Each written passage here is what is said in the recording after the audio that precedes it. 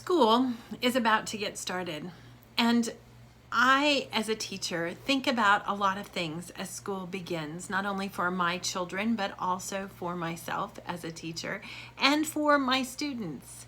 So I wanted to share a few things with you today. You know, what we think about and what we believe will determine the rest of our emotions, the rest of our future, the way that we act, and the way that we react to things. So this morning, as I was journaling, the first thing that I wrote was, I believe and I am convinced. And then I began to write some things that I do believe and that I am convinced of. Let me take just a few moments to think about with you some of the things that you think about when you start something new. This is great for teachers, for students, for anyone who is starting something new. It can be a new year, it can be a new job, it can be a new month or a new week.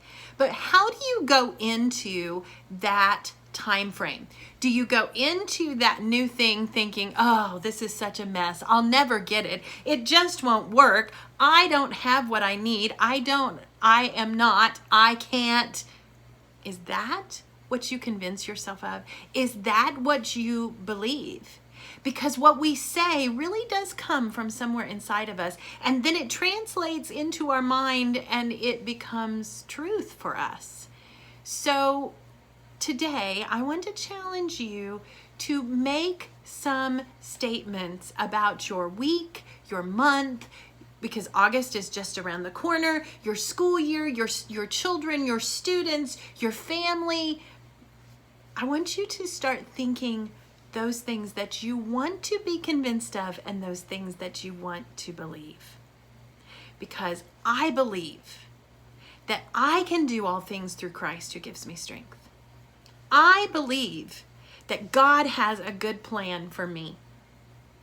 I believe that I am wonderfully made by the hands of my loving Creator.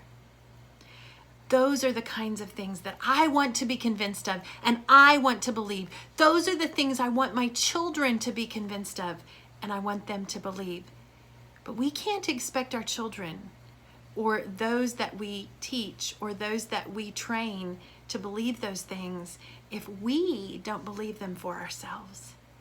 So I'm challenging you today to be convinced and to believe by speaking the things from your mouth that you want to believe, that you want to live, and then changing your mind to believe those things and expecting good to come.